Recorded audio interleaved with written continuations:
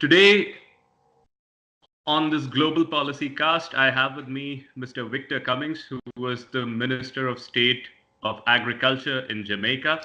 Thank you so much, Mr. Cummings, for appearing on our podcast. Thank you. Thank you for inviting me. So, Mr. Cummings, please tell us about your journey. Like, how did you become a minister? And then you were in politics for a while. How come did you end up with the agriculture ministry? What was about agriculture in particular? Well, I would start by first with agriculture in particular. I believe that we should learn to feed ourselves. I'm very much into organic agriculture and strongly believe that there is a future there and it's growing. Working on a project now in Jamaica to try to develop an organic industry. But it's my getting there was a long journey. Went through so many different things. I'm born in Jamaica, but grew up in the South Bronx projects in the 1970s and 80s. Then went away to school. Then in 1990, went back home to Jamaica for a funeral and ended up staying and got involved in quite a lot of things there. City council for an inner city area, but always had an interest in agriculture, kept on learning, then ended up becoming a member of parliament and then being assigned as Minister of States in the Ministry of Agriculture and Lands. So it's a good experience. And there we started looking at the policy as far as our organic policy for agriculture. And work started, but as always, when leadership changes, priority changes. So when I left that sat there for a bit, nothing happened, but I've been quietly still continued to be involved. We have now had a draft organic agriculture policy. We're looking at legislation. We're trying to find funding to implement a massive organic training and process, everything in Jamaica. That's amazing. And if we just take a step back and go back to the period when you became the Minister of Agriculture, how old were you at that point of time? Well, I don't think age matters. You think back, I was probably in my 40s at that time. This was a while back, because I'm involved in stuff. Went through, as I said, 1990. And I got involved in politics, and then it was 97 around that time. And when you got into the office, what was like during your tenure as minister? What was the biggest challenge that you faced, and what do you think would be your biggest achievement as a minister? Well, I just want to make a correction. I got involved in politics in 97 and then never became member of parliament until 2002. And then also there. But the biggest challenge for me was having an inner city constituency, hardcore inner city constituency where there was no land for farming, but constantly pushing agriculture. One of the things I wanted to do, and we did, there's still some examples of it, is urban agriculture, where we took some of that vacant land that was sitting there in the inner city areas and worked with the people where they created their own little gardens and stuff there. So, but it was the challenge for me was the adjustment to really getting involved and going out on the farms, meeting with the farmers and trying to get everybody together. One major accomplishment that we did then was we put in place what we call the Jamaica Organic Agriculture Movement. And that's a cooperation among farmers. So this project that we're now putting together is looking at expanding that. And we're going to be working with the university, Northern Caribbean University, and using their land. We're right now 1,200 acres with water on it. And so we're in the process of getting everything together. And we also have the opportunity to get another 5,000 to 7,000 acres all together in this cooperative organic, focusing on organic. So help me understand this, that Jamaica, in terms of land, is a small country, right? And when you're talking about so many acres which are being allocated, which would mean that agriculture is something very important to Jamaica. Is that correct? Yeah, agriculture really, I don't have the exact figures, but with our GDP, it's a major contributor to our GDP. But what I'm proposing is a new approach. Mostly what has happened there is your traditional agriculture and use of chemicals on the land. What I want to do is something more where I say we want to go organic, and it's going to take a while. We want to train as many farmers as possible. And every private person, that's what we're trying to put together, train as many people about organic, get people doing in their backyards, doing some compost heap. We also are looking at box gardening where people can do all of that. So how does that work really? I'm pretty new to this concept of box gardening. Could you tell me a little bit more about it? Oh, where you could get boxes size like 4 feet by 2 feet, and you could your own vegetables right there on your patio. So where people might be living in an apartment building. Oh, when I was there in Jamaica, we lived right on the waterfront, the apartment building. We had a little area, a box garden.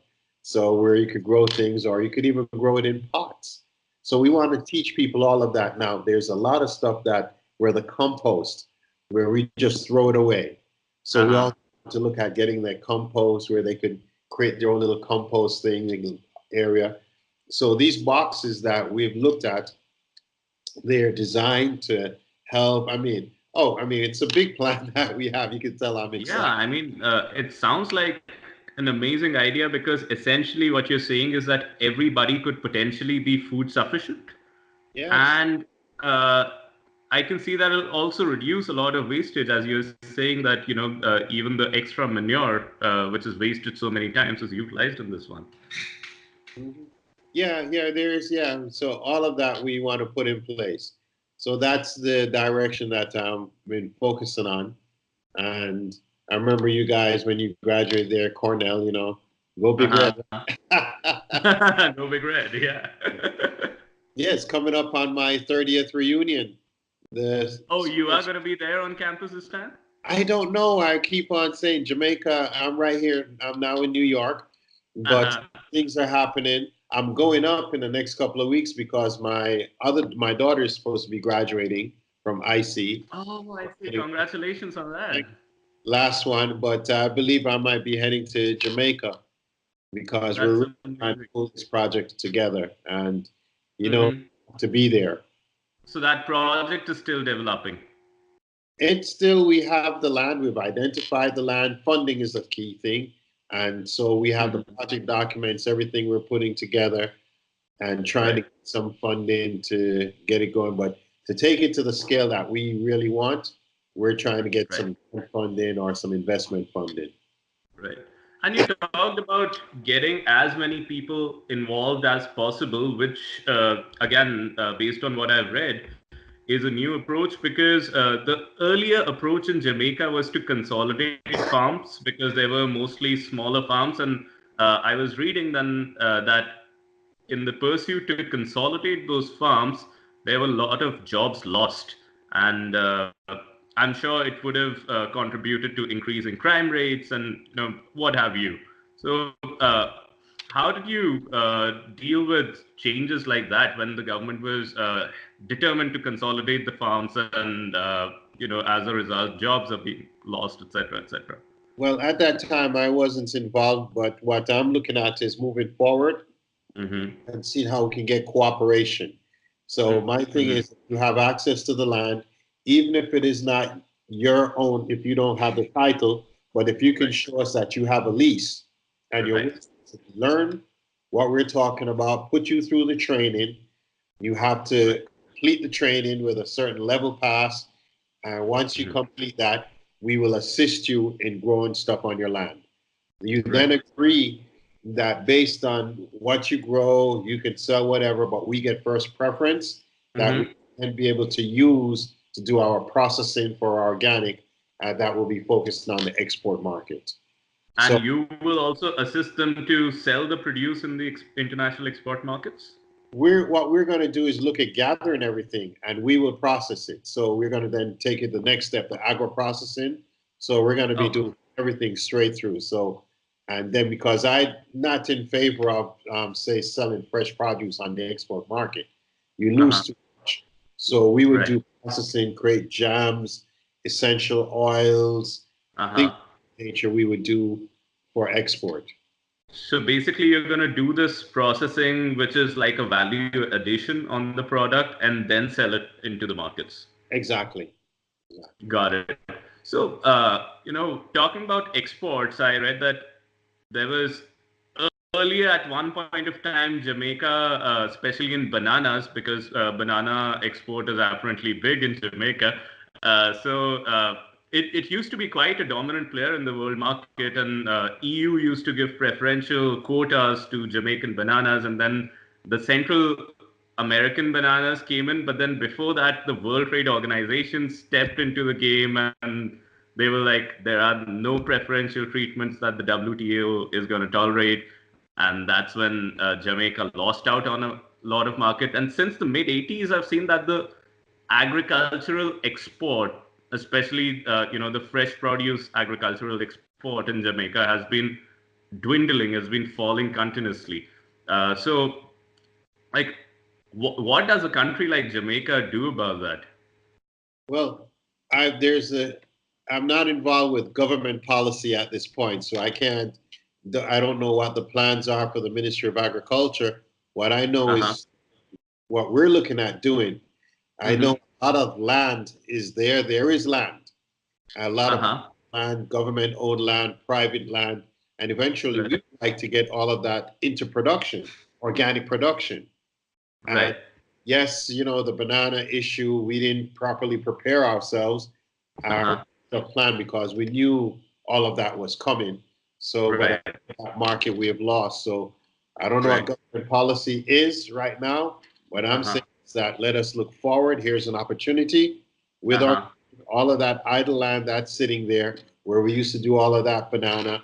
Let's do some organic banana, value Mm-hmm. added processing, and then export. The past is the past.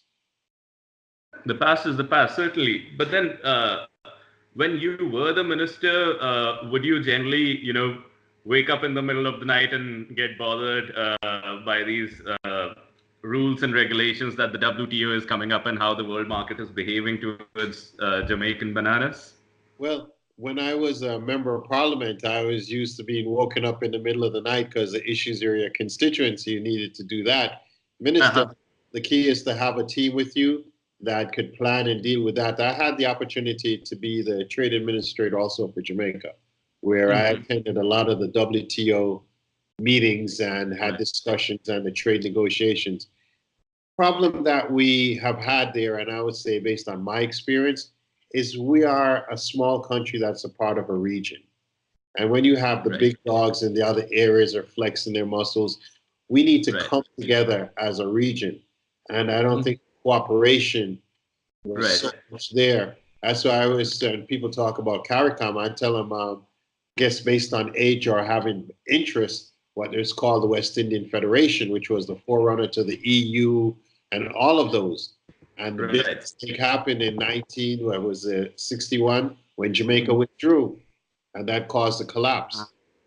And others then took the idea and created after that, the EU and others. But as I said, the past is the past, but we need to learn that if we're going to negotiate as one trading bloc, we need to Uh-huh. have from mutual interests, not individual interests.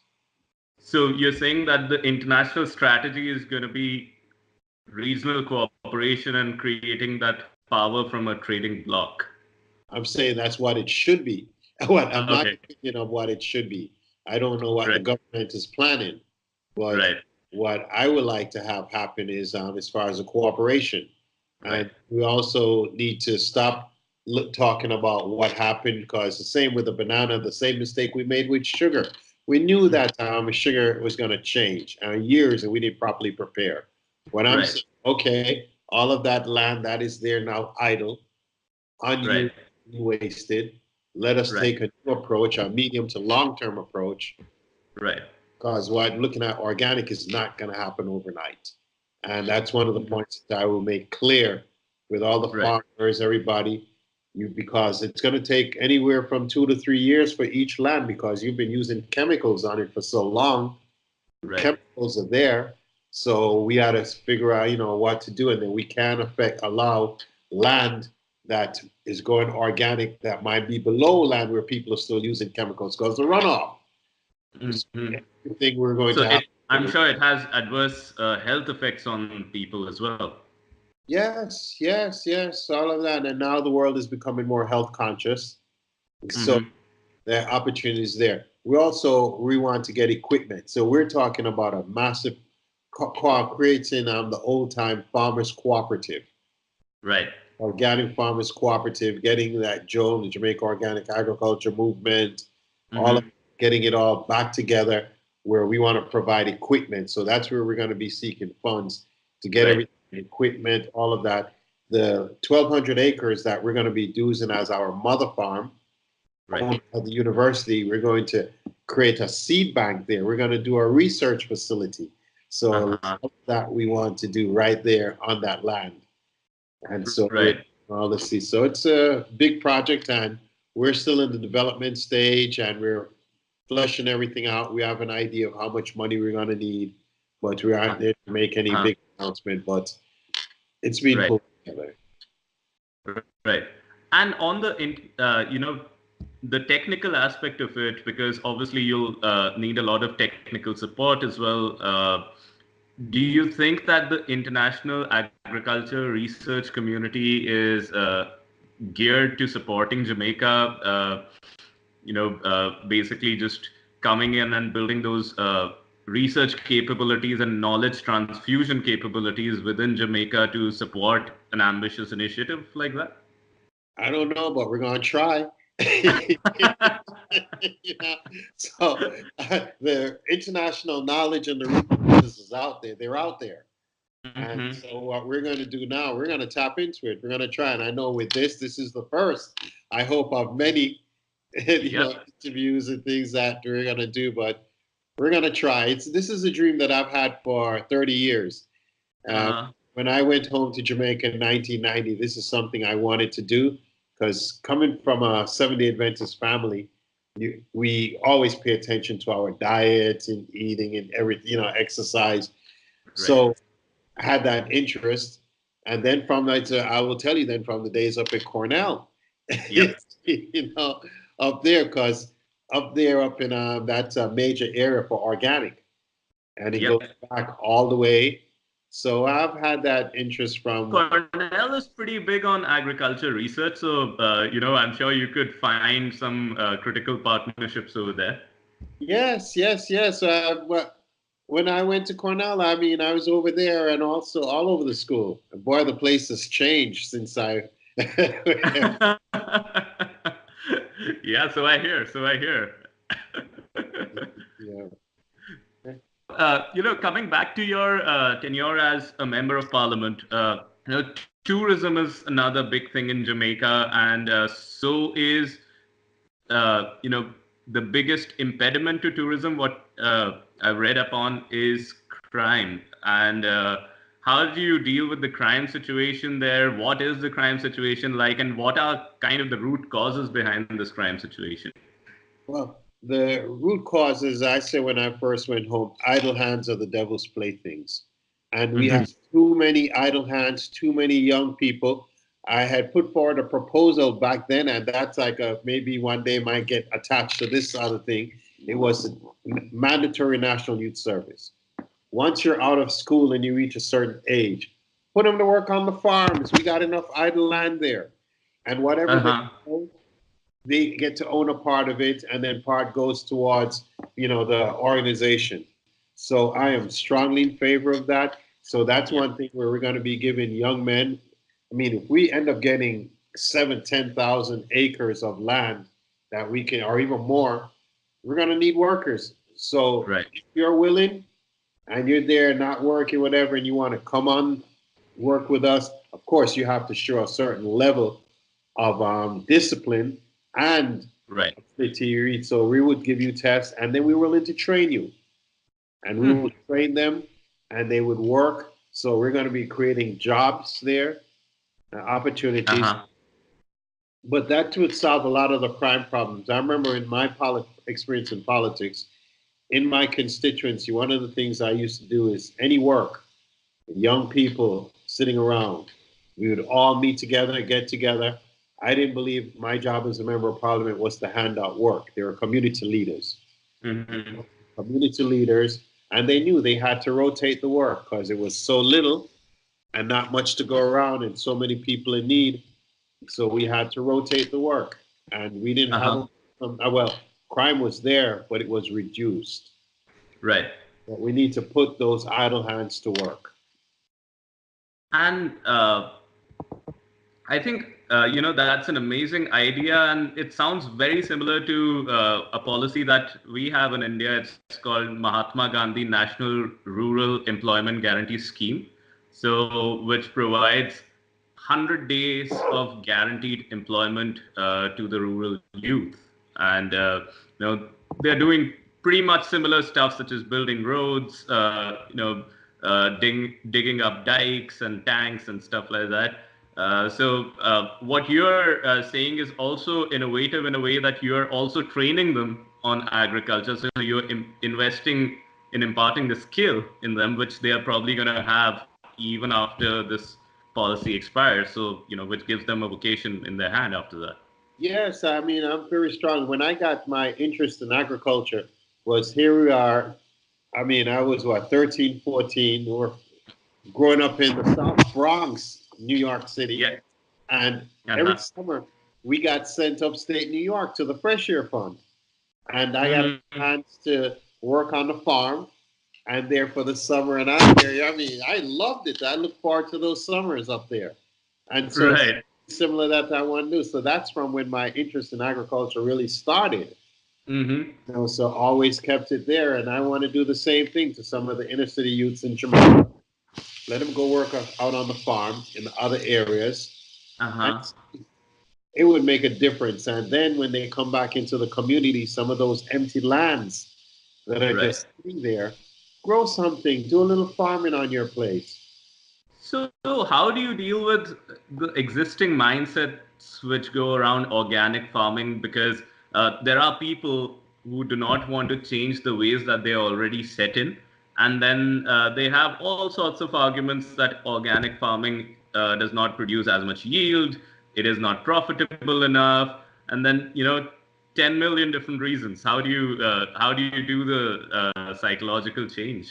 Well, and I've learned at my, I don't say advanced age, I like to still consider myself to be a young, but my approach to these things, you're not going to be able to change people. People are set in their ways when they reach a certain point. So I listen to their arguments, I put forward mine, and then if they don't agree, I just say, God bless you, good luck, and move on. Mm-hmm. Because if I can convince 3 out of 10 people to agree or to work with me, as far as I'm concerned, I'll take that. you know, And probably the others, when they see the results, they're gonna, come around and probably start adopting organic themselves. well, I'll give you an example. I just came back from Jamaica, and Okay. somebody went when I went there in 1990.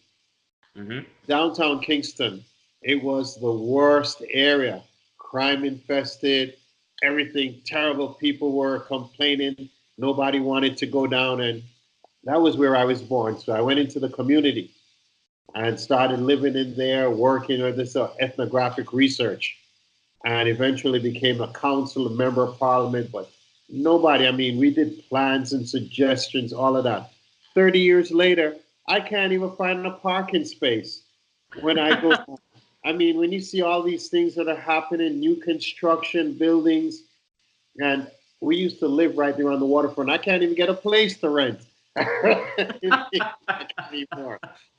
But the point I'm trying to It's make is it's that, like New York City. That description is like New York City. well, I remember New York in the 1970s, so everything takes time, but if Uh-huh. you consistently have a dream, you just got to believe in it and follow it, and eventually happens. It might not be you who get the credit, but the bottom line, the important thing is that it's gotten done.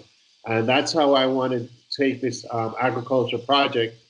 I think it Mm-hmm. transformed Jamaica, Yep. a major thing there. And who knows, maybe sooner or maybe long term, but I believe it will happen in time. It's been a dream 30 years in the making. So if Victor Cummings had a magic wand for Jamaica, what would be your wish? What would you change if you were just able to change it, you know, by the swish of a wand? I just laid it out. That's what I'd want to do. Have all those idle hands working, creating it as a center for organic farming, Mm-hmm. research, processing, export, and training, and become self-sufficient. We import way too much. That's another Mm-hmm. import substitution. But also, we're not really growing enough to feed ourselves. And that's what I would like. A lot of that empty land. People go there, grow stuff, feed yourself, cut down on the import, have the hotels buying stuff that we grow, have everything there. Mm-hmm. It would change our economy tremendously. Right. And currently, majority of your country is youth. I was reading that almost 60% of Jamaica is young right now, something around that number. So, Uh, what's yeah. what's like your vision for the youth? What's your message for the youth of Jamaica? Well, one of the things that I pushed when I was there as a member of parliament was education. People used to Mm-hmm. complain that every school, from your basic school to high school, I made sure every place had a computer room and a library. Mm-hmm. One thing I say, education, learn as much as you can because nobody can ever take that away from you. When you have a good education, you will always land on your feet. Mm-hmm. So, what I would want to do is to encourage more education, more training in agriculture, Right.